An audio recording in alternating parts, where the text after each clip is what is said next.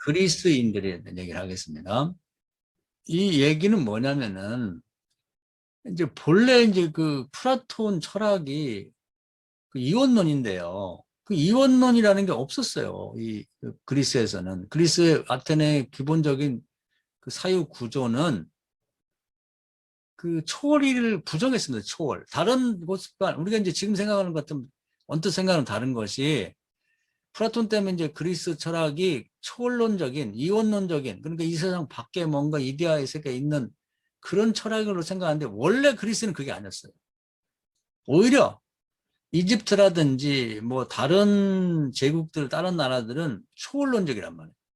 그래서 이제 특히 왕 같은 경우, 나라의 통치자 같은 경우는 이제 신이거나 신의 아들로 이렇게 인식이 됐습니다.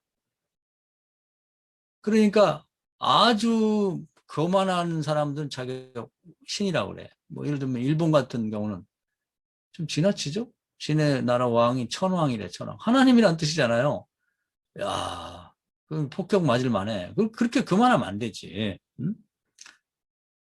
근데 이제 그래도 조금 겸손한 왕들은 예를 들면 애굽의 왕 같은 경우는 뭐라고 하냐면 신의 아들이라고 그러죠.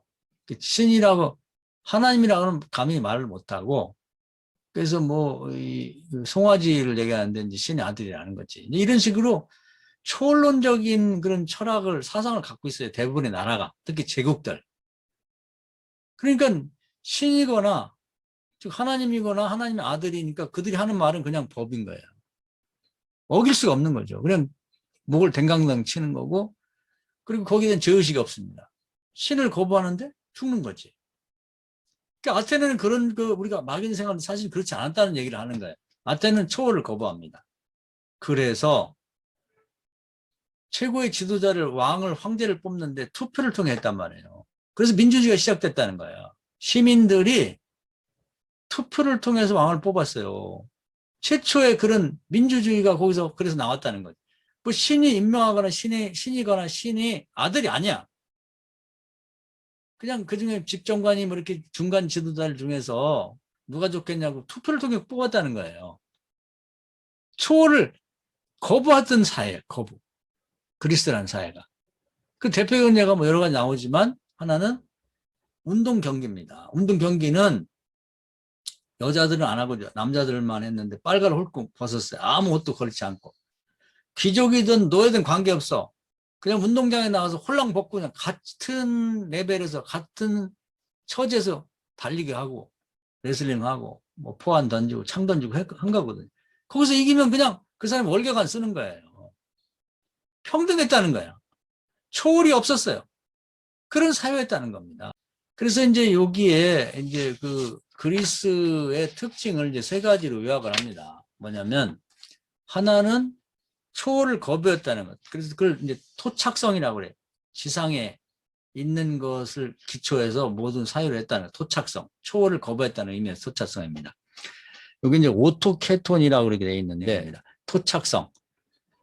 두 번째는 이제 필리아예요. 필리아. 필리아는 사랑에 대해서 여러 가지 나오는데 우정이죠. 우정. 철학이 필로소피란 말이에요. 필로가 사랑의 뜻이고 소피아가 지혜인데 지혜의 사랑. 그러니까 이제 필리아를 쓴 이유가 다른 나라에서는 이제 신의 초월적인 게 있다 보니까 어떤 사람이 신탁을 받아가지고 혼자 신의 지식을 갖고 있는 거야. 독점하는 거죠. 그래서 그 사람이 얘기를 해주는 거지. 신이 뭐 왕이 됐든 뭐 선지자가 됐든 그런 방식으로 사회했는데 모든 사람은 지혜의 친구가 되는 거예요. 모든 사람이 지혜를 가지고 있는 거지. 세 번째는 뭐냐면 독사입니다. 독사는 자기 견해인데 모든 사람이 자기 견해를 가질 수가 있고 다른 사람의 견해를 비판하거나 자기가 내뱉었던 견해를 바꿀 수가 있는 거예요. 그래서 토착성. 우리가 흔히 듣지 않던 얘기들이 낯설지만 잘 생각해 보면 이해를 하면 달 수가 있습니다. 그리스의 특징이 그거예요. 초월을 거부하고 지상에 있는 것을 기초에 사유를 했다. 그리고 지혜라는 것도 특별한 사람이 혼자 독식하고 있는 특정한 것이 아니라 모든 사람이 지혜의 친구가 되는 거예요. 자기 속에 갖고 있는 거예요. 그래서 소크라테스도 모든 사람 속에 지혜가 있다는 거죠. 그래서 내가 뭐 새로운 걸 넣어주는 게 아니라 네가 이미 지혜의 친구로서 지혜를 갖고 있는 걸 드러내주는 거예요. 대화를 통해서. 그 자기는 수업료를 안 받았다는 거 아닙니까? 새로운 걸 집어넣는 게 아니라 님이 알고 있는 걸 드러내주는데 내가 뭐 가르쳐준 거 없는데 뭐 내가 뭐 수업료를 받냐. 그렇게 해서 그 사람이 철학에 기초해서 행동을 한 거예요. 술이나 한잔 사달라. 그게 솔직한, 정직한 얘기죠. 그 다음에 네가 네 의견을 얘기해라. 그것이 이제 정치로 가면 민주주의가 돼. 네 의견을 표현해라. 그래서 그 시민들은 누가 됐든 간에 왕도 한마디 할 수 있는 거고, 뭐 집정관도 한마디 쓰고, 보통 시민도 자기 의견을 말할 수 있는 거예요. 이 회의석상에 나가가지고. 그 투표를 통해서 의사를 결정할 수 있는 거죠. 그리고 그리스가 지금 우리가 꿈꾸는 이 민주사회의 모델이 되는 게 그래서 된 겁니다. 원래 그런 사회였어요. 그러니까 선악과적이지 소피스적이란 말이에요. 너도 옳고 너도 옳고 너도 옳고 1등, 2등, 3등이 없는 거예요. 필요에 따라서 뭐 집정관도 되고 뭐 그런 지위 차이는 있지만 그 사람 자체는 동일한 사람으로 보는 거죠. 소피스적이다 이 말이에요. 그런 사회였다고. 그런데 여기서 이제 문제가 생깁니다. 뭐가 생기냐면 이제 대표적인 여기는 설명 안 됐지만 그렇게 이제 하다 보니까 이제 플라톤 같은 사람이 의문을 제기하는 거예요. 각자가 모여서 얘기를 하는데 어떻게 소크라테스가 말하는 것, 현자 중에 현자인 소크라테스가 의견을 제시하는 것하고 이제 바닥이 뭐냐면 그 이제 페르시아하고 아테네하고 주변 동맹국 랄로스 동맹이라고 하는 그 동맹국이 전쟁에서 이겼어요. 그때 이제 그 페르시아가 엄청난 함대를 가지고 왔거든요. 그래서 해전을 했다고, 해전. 근데 그때 수병들이 전에는 뭐 육지에서 싸웠거든요. 그러니까 육군들이 굉장히 그 인정을 받았는데 갑자기 해전이 벌어지니까 인기 없던 이제 수병들이 아주 인기가 올라가고 그 전쟁에서 또 마침 이겼네. 그러니까 확 이제 신분이 상승됐죠. 노예가 주로 이제 군인이었는데 야, 이 사람들에게 고생했으니까 뭐 금일봉도 많이 주고 신분 상승시켜줘. 그래가지고 그 사람들이 시민의 편입이 됐다고. 근데 이 사람들은 이제 돈은 많아지고 신분 상승돼서 똑같이 회의에 참석하게 됐는데 첫째는 말귀를 못 알아듣는 거예요. 같은 아테네 말인데 제가 철학을 하게 된 동기 중에 하나 이겁니다. 내가 이 시대에 태어나고 신학을 했고 철학도 했고 목사인데 인문학적인 말귀를 못 알아듣는 거예요. 여러분도 그런 고민했을 겁니다. 학자들이 하이데거가 어쩌고 저쩌고 칸트가 어쩌고 저쩌고 뭐 얘기를 하는데 저게 뭔 소리지? 왜 나는 못 알아듣지? 똑같이 대학을 다니고 똑같이 이 시대에 살아간 지도자인데 니체가 뭐 어쩌고 저쩌고 그 살 가치가 없는 거예요. 그걸 들어보니까. 근데 내가 그럼 이런 말귀도 못 알아듣는데 그것도 다른 나라 말이 아니라 한국말로 하는데 못 알아듣잖아요. 인문학적인 것은 또 다른 세계입니다. 내가 반드시 이건 내가 이 땅에 살다 가는 사람으로서 이걸 극복하고 내가 말겠다. 저를 말귀는 알아들어야지. 새로운 철학은 못 알망정. 아테네 때 그 새로 시민권을 얻은 그런 이제 수병들의 고민이 거기 있는 거예요. 돈도 있고 신분이 상승되는데 모여가지고 회의를 하는데 뭐 거기 플라톤을 비롯한 뭐 소크라테스 같은 대단한 지금에 와서 이제 위대한 철학자라는 사람들이 다 같이 모여가지고 뭐 발언을 하는데 말귀를 못 알아듣는 거지. 졸리기만 하고 뭔 소리야 저게. 그래서 이제 내 돈을 쌓아놓고만 있으면 뭐하냐. 이 사람답게 살기 위해서 공부하겠다. 그래서 이제 소피스트를 찾아다니면서 인문학적인 공부를 하고 그때 이제 인문학이 부흥하게 된 것입니다. 지금도 대학을 졸업하고 그냥 일의 현장에서 그냥 먹고 사니려고 고생했던 사람들이 먹고 살만한 다음에 가장 고민하는 게 똑같아요. 뭐냐? 그냥 웃긴 하지 말귀를 못 알아듣는 거야. 철학 듣고 싶고 하고 싶어 갖고 옛날에 배운 풍어는 있으니까 철학자들이나 강의하는데 무슨 얘기인지 못 알아먹는 거예요. 뭐 하이데크 어쩌고 뭐 니체가 어쩌고 칸트가 어쩌고 베르그선이 어쩌고 알아먹어야지. 머리만 아프고 뭔가 자부심을 갖고 살고 싶은데 그게 안 되는 거지. 그 배부른 돼지밖에 안 됐다는 고민을 하고 있어서 한국도 이제 그 수병들의 고민처럼 이제 인문학적인 부흥이 일어나고 있어서 그런 것입니다. 돈이 되니까 철학자들도 학교에서 맨 고등학교 들어간 애들 코올릭 애들만 데리고 있다가는 밖으로 뛰어나오는 거예요. 이 사람들에게 교육을 하려고. 그런 일이 벌어졌는데 그 인문학이 금방 되냔 말이에요. 그래가지고 이제 이 회의에 참여한 수병들이 뭐 발언도 하는데 말도 되지도 않는 소리고 그냥 뻗다는 보리자루처럼 앉아 듣기만 하고 그런데 투표는 똑같은 한 표를 던지는 거거든. 뭐 나중에는 뭐 표 차이가 여러 개 나기도 하지만 기본적으로는. 근데 플라톤이 이제 회의를 느낀 건 뭐냐면 자기 스승같이 훌륭한 분을 이 수병이라든지 무식한 것들이 다수결 투표하고 죽게 만들었거든. 이건 아니잖아요.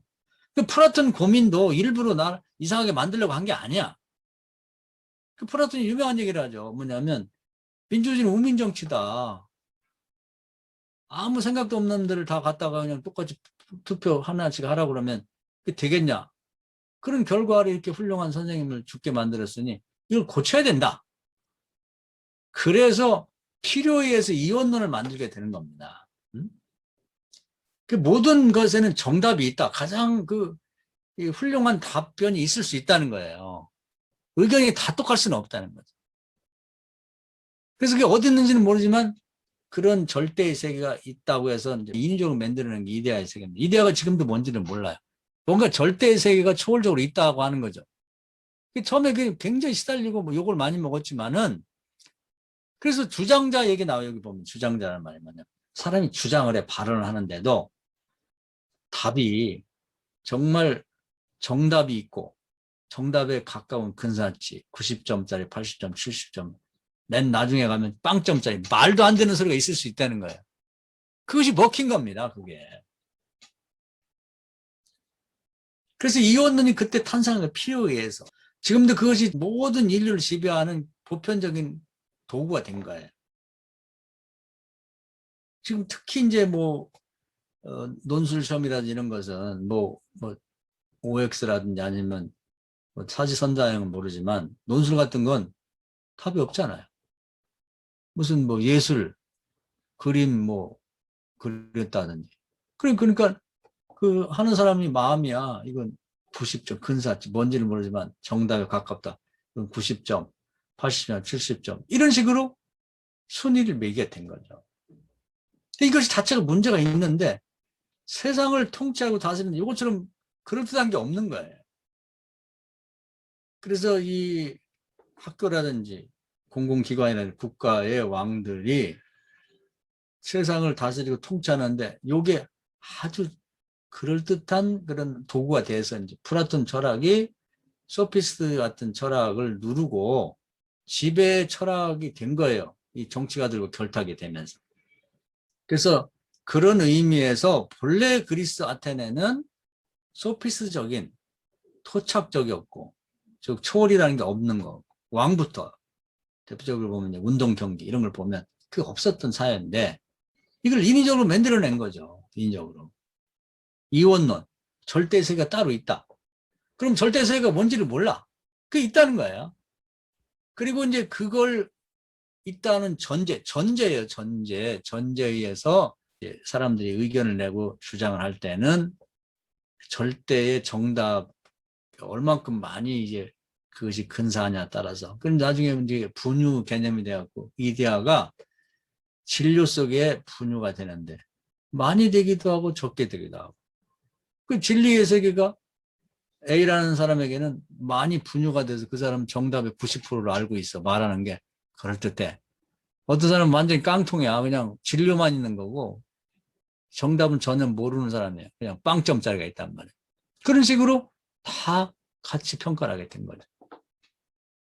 그 처음에는 소피스들과 아주 그냥 치열하게 싸웠는데 소피스들은 매도가 돼갖고 져버렸어요. 그래갖고 후대의 학자들을 내지 못했고 플라톤은 훌륭한 학자를 냈는데 그 아리스토텔레스입니다.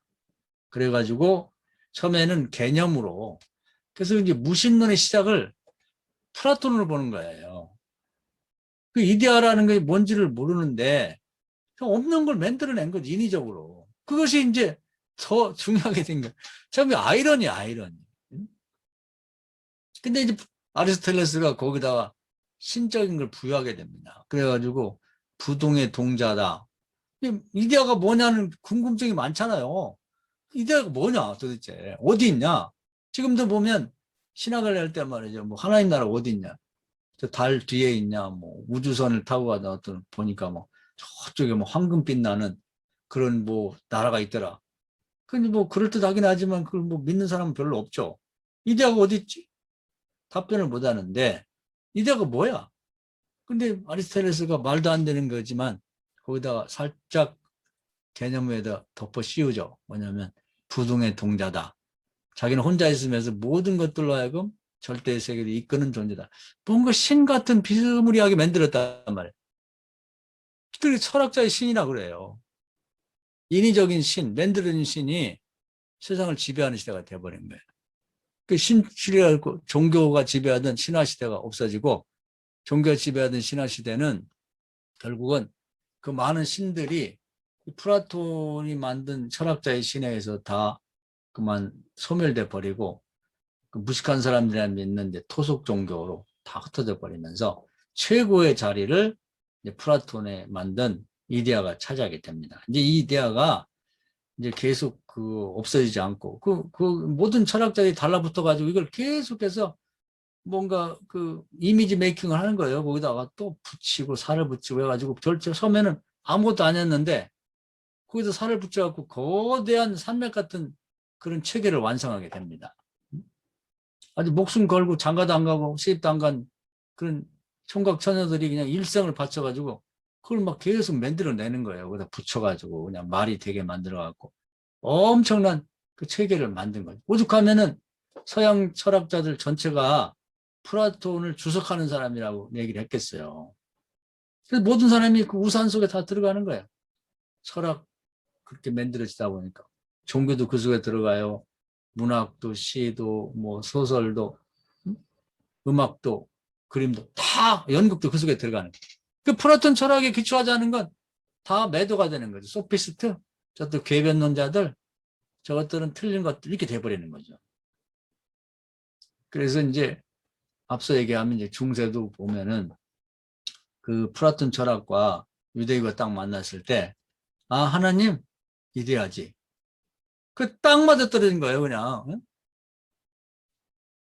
그러니까 이 이데아가 뭐냐면 그 이제 무신론적이고 없는 헛개비인데 그 만나보니까 중세 철학은 헛개비를 믿은 거죠.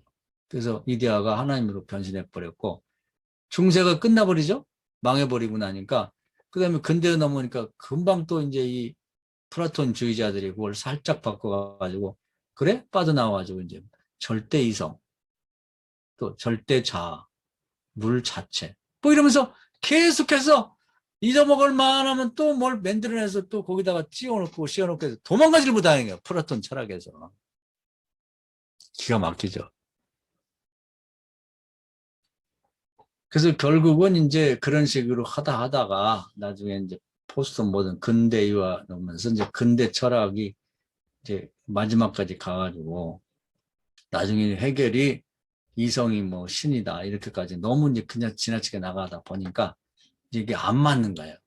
그래갖고 애를 모르겠다 완전히 버리면 시대가 바뀌어가지고 이제는 플라톤 철학이 종말을 구하는데 그냥 서양 철학은 플라톤 철학입니다. 그리고 서양 철학이 종말을 구했다는 얘기는 철학 자체가 없어졌다는 게 아니라 플라톤식의 철학이 종말을 구했다는 겁니다. 그리고 새로운 철학이 필요하고 철학이 세상을 만드는 게 아니라 이 지금 세상이 도대체 어떻게 돌아가고 있는가를 해석하고 체계화하는 것이 철학사가들이 해야 될 일인데 아무도 엄두를 못 냈는데 위대한 이 들레즈가 나와가지고 이 엄청난 일을 해낸 거예요. 엄청난 일을. 그래서 모든 사람이 공감할 만한 일을 만들어낸 거죠. 그래서 들레즈를 이해하고 나면 세상에 눈이 확 뜨입니다. 아 이렇게 돌아가는구나. 그런 다음에 이제 기독교가 어떻게 가야 되겠다는 것이 나올 수가 있는 거죠. 이제 아직도 중세 어거스틴 돌아가자. 그게 무슨 얘기예요. 지금 중세가 끝난 지가 언젠데. 그런 얘기를 하니까 세상 사람이 싫어하는 거야. 그 얘기는 뭐냐면 지금 우리가 다시 갓 쓰고 상투 틀고 두루마기 입고 다닙시다. 그렇게 얘기하는 똑같은 거예요. 그것이 그냥 패션쇼에서 구색을 맞추려고 한 번씩 하는 건 모르지만 지금 뭐 공부하는 과정 속에서 그냥 어거스틴 옛날에 이런 얘기 했다고 하는 거 그런 의미에서 한번 공부하는 건 괜찮지만은 그 철학을 바탕으로 해서 지금 교회를 꾸려간다든지 신학을 만든다든지 그 교회를 가르치려고 해서는 절대 안 되는 거죠. 있을 수가 없는 일이잖아요. 그래서 저는 이 철학을 뭐 공부해서 교인들을 가르치라는 얘기가 아니라 뭐 철학을 뭐 중세는 좀 심하게 면 이제 노예로 사용했다, 도구로 사용했다 그러는데 그 맞아요. 이런 철학을 잘 이해한 다음에 거기에 맞게 설교 한 번 하더라도 어디 가서 강연 한 번 하더라도 대화를 하더라도 거기에 맞춰서 하도록 노력을 하자는 겁니다. 그럼 그게 먹혀요. 이 시대 사람들은 철학이 뭔지도 몰라. 공부를 안 하니까. 인문학이 뭔지 모르니까. 그렇지만 거기에 맞춰서 얘기를 하게 되면 와서 딱 자기에 맞는 옷이 자기가 맞는 것 같아. 이 얘기가 자기 입맛에 맞아. 응? 그러니까 앞으로 K-팝이니 뭐 K 뭐 드라마니 이게 이제 그 세계를 지금 이제 지배하는데 저는 이런 생각을 갖습니다. 뭐냐면 그 예수님이 활동하기 전에 세례요한이 털을 닦았어요. 근데 한국의 문화가 다른 나라는 그동안에 세계를 지배할 때 총칼을 갖고서 막 강압적으로 공격해갖고 다른 나라를 지배했는데 지금은 총칼이 아니라 문화가 지배를 하는 거예요. 전 세계 한류가 전 세계에 퍼져가고 있기 때문에 그래서 뭐 모든 영역에서 말이죠. 뭐 예를 들면 K-뷰티라든지 뭐 미용이라든지 뭐 드라마 또 노래 뭐 K-푸드라고 해서 뭐 음식 패션 뭐 다 지금 모든 영역에서 점점 퍼져가고 있단 말이에요. 심지어 한글까지. 그다음에 무슨 무기 방산산업 배도 그렇고 핸드폰도 그렇고 뭐 하여튼 모든 면에서 그걸 뭐 하려고 그러냐면 우리 그걸 읽을 필요가 있는 거예요. 맨 마지막에는 한국 사람이 전하는 복음을 그들이 받아들이도록 귀를 열고 마음을 열게 하고 있다고 보는 거예요. 그걸 누가 만들어야 되냐? 현장 목사는 우리들이 해야 된다는 그 사명감을 갖자는 겁니다. 기본은 성경을 철학을 이해하고 그 철학에 바탕으로 성경을 재해석하는 작업. 저도 뭐 계속 하고 있습니다. 지루하고 재미없을 수도 있고 하지만 그게 왜 그러냐면 미래에 그런 시대가 반드시 온다는 걸 생각하고 믿고 있기 때문에 하는 거예요. 목사님들도 그걸 같이 하자는 겁니다. 저만 하는 게 아니라 각자가. 그래서 지금 우리나라는 테스트 국가라고 그래요. 무슨 물건을 만들어도 한국에서 통하면 세계에서 통한다는 겁니다. 메시지도 마찬가지예요. 한국의 교인들에게 통하면 세계 모든 나라의 사람들이 통한다고 보는 거죠. 그런 메시지를 만들려면 뭐냐면 한국 사람이 이 세계 철학의 흐름을 이해하고 거기에 맞춘 설교, 성경 읽기를 시작해야 된다는 겁니다. 재밌는 건 뭐냐면요. 인도에서 불교가 만들어진 인도에 불교가 없어요. 희한하죠. 뭐 있긴 있겠지만 거의 뭐 지리멸멸합니다. 중국에서 이 유교가 만들었는데 유학에다가 이제 또 종교 이렇게 만들어 가지고 그 이제 플라톤 철학을 갖다가 아리스토텔레스가 종교한 거나 똑같아요. 그게 공자는 그냥 유학에 썼는데 주자가 거기다가 그 도교의 태극 도서리 이런 걸 갖다가 훔쳐다가 그쪽에는 훔쳤다 그래. 그래갖고 이제 그걸 플러스 시켜가지고 비스무리하게 종교화를 했단 말이에요. 근데 정작 중국에는 유교가 없어요. 계속해서 특히 이제 막 목택 등 완전히 그냥 문화혁명 때 없애버려가지고 중국 사람들은 우리보다도 몰라 공자를. 이제 공자학당 해가지고 뭐 세계에 뭐 퍼뜨리려고 하는데 되지도 않고 그냥 가서 간첩노릇만 하고 있다고 욕먹고 있잖아요. 유교가 없어요. 어디 있냐? 한국에 있어요. 불교가 오리지널 불교 어디 한국에 있잖아요.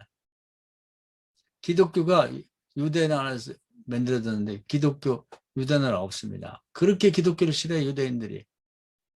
한국에 있어요. 오리지널에 가까운 기독교가. 철학도 마찬가지입니다. 세계 철학이 서양 철학들이 다 갈갈이 뿌려 없어졌는데 그 세계 철학이 점점 모여드는 게 어디냐? 한국이에요. 한국. 영국이나 거기는 뭐 지네들 철학이 있어.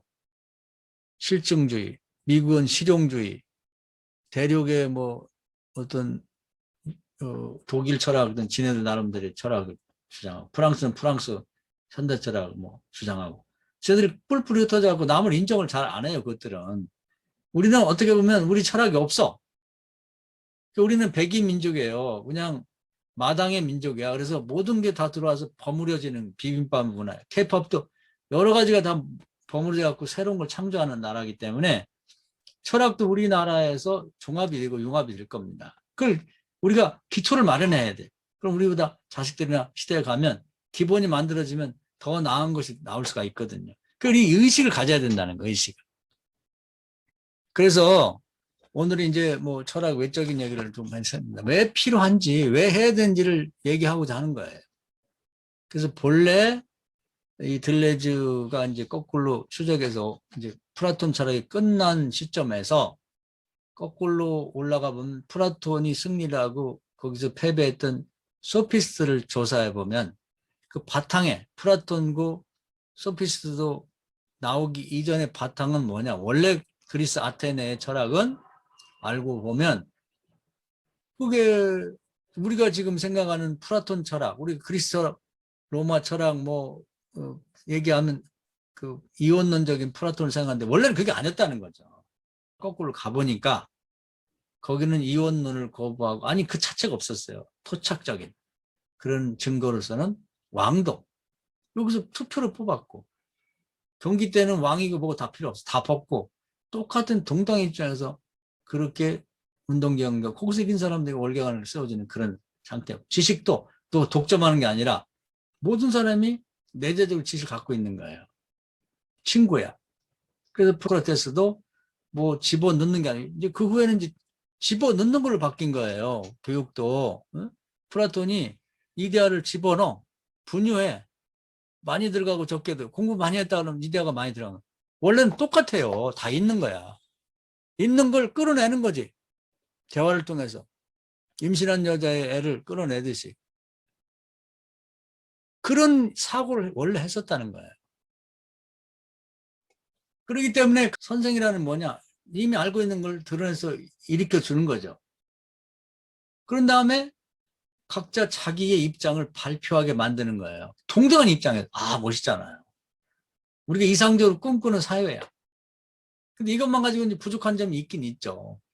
플라톤이 지적한 대로 동등한 자격을 줘서 막 투표를 하다 보니까 엉뚱하게 소크라테스 같은 현자를 그냥 다수결로 해서 죽이자는 사람이 많아. 그럼 죽입시다.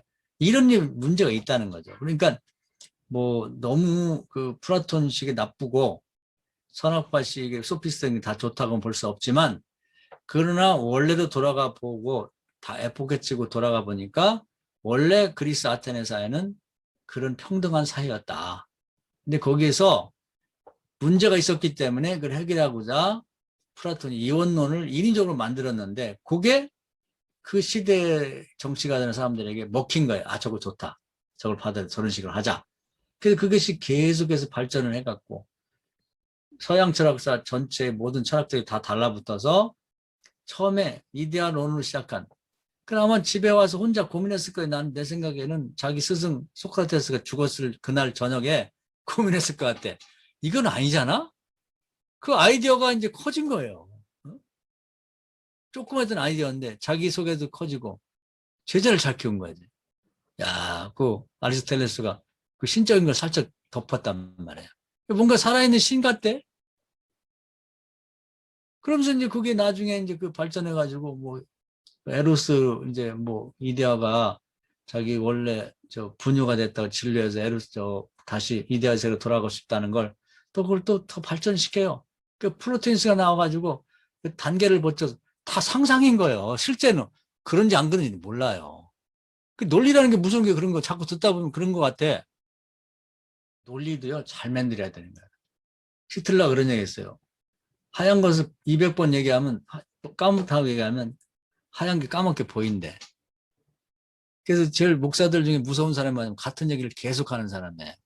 우리 지방에도 그 유기성 목사라는 분이 있는데 그 양반은 항상 똑같은 얘기를 해. 그전에는 뭐 나는 죽고 예수는 살고 그 얘기를 주야장창해. 아, 좀 재주다. 저 얘기를 어떻게 저렇게 계속하지? 전 세계에 있는 거 다 끌어다가 붙여갖고 얘기를 하는 거야. 근데 어느 순간부터는 예수 동행, 이스라엘 예수와 생각합시다. 그냥 주야장창 그 얘기만 계속 하는데 싫으면 떠나는 거고 좋으면 그 교회에 붙는 거야. 야, 그것도 재주다. 난 같은 얘기를 그렇게 오래 하는 게 힘든 건데. 플라톤 철학이 그거 같은 거예요. 계속해서 그 얘기를 하고 또 그 밑에 제자가 그 얘기를 하고 그러니까 세상에 그런가 보다 이렇게 돼서 플라톤이 지배를 하게 된 거예요. 이게 무서운 거지. 응? 그런데다가 소피스트를 다 죽여버린 거예요. 자료도 뭐 다 없애고. 그렇게 해가지고 결국은 플라톤 철학이 서양 철학인 것처럼 돼 있단 말이에요. 근데 이게 끝났으니까 다시 원위치로 해보니까 원래 그리스는 그런 게 아니야. 이 보면요. 들레즈도 그걸 생각 못 했는데 연구하다 보니까 그걸 깨달은 거예요. 아, 이랬구나. 이랬구나. 그 나중에 푸코는 이게 뭐라고 하냐면 지식 고고학적인 발굴이라 그래. 우리가 고고학이라는 땅굴을 파잖아요. 그러면 겉에 막 쌓여진 것들을 다 땅속에 있는 다 걷어내고 맨 밑에 보면 지금 남한산도 가보면 땅을 파다 보면은 그게 옛날 게 있어요. 고려시대 그부터 밑에 켜 올라가지고 그 다음에 뭐 백제시대가 조금 이렇게 쭉 있다 보면은 거기서 나온 출토되는 것도 다르고 또 땅을 파보면 그게 선이 있더라고. 그처럼 플라톤 철학으로 다 뒤덮였어. 그 역사가. 특히 철학의 역사가. 그걸 다 걷어내는 거예요. 다 걷어내갖고, 마지막 걷어내보니까 아테네로 갔는데, 아테네 보니까, 거기서 발굴된 거 보니까 이 세 가지야. 토착성, 필리아, 독사. 아, 여기서부터 다시 시작해야겠다. 이렇게 해서 이제, 거기서부터 시작해서 철학사를 소피스트 중심으로 플라톤과 반대적으로 플라톤이 매도했던 사람들 중심으로 그 찾아보니까 또 면면이 끊어졌다 이어졌다 있는 거예요. 그걸 연결한 것이 이 철학사입니다. 굉장한 거잖아요. 이걸 공부 안 한다는 건 정말 이 땅에 태어났다가 죽는 사람으로서 정말 아쉬운 거지. 밥만 먹다 죽을 수는 없잖아요. 우리가 지도자인데. 그런 의미에서 이 들레즈의 철학사가 이렇게 구성되어 나왔다는 게 정말 행운이고 저는 이런 책이 나온 이후에 태어났고 이 책을 발견했다는 것이 너무너무 감사한 일이라고 생각하고 또 여러분들이 같이 이렇게 나눌 수 있는 감사하게 생각합니다. 자, 거기까지 말씀드리고 다음 주에는 이과를 읽고 오세요. 한번. 다 알지 못해도 괜찮은데 오늘 가셔서 한번 제가 한 얘기를 생각하면서 한번 읽어보시면 확 와닿을 거예요. 그 다음 주는 플라톤주의를 뒤집다. 나오죠? 플라톤주의를 뒤집히는 거예요, 이제. 뒤집어야지. 소피스트 중심으로 바꿔야지, 이제는. 플라톤은 또 연구할 만큼 했어요. 우리가 더 이상 할 거 없고, 뒤집어서 이제 어떻게, 소피스트 중심으로 다시 역사를 꿰야지. 정리를 해야죠. 이제 그 얘기가 나올 테니까 한번 집에서 꼭 읽어보시기 바랍니다.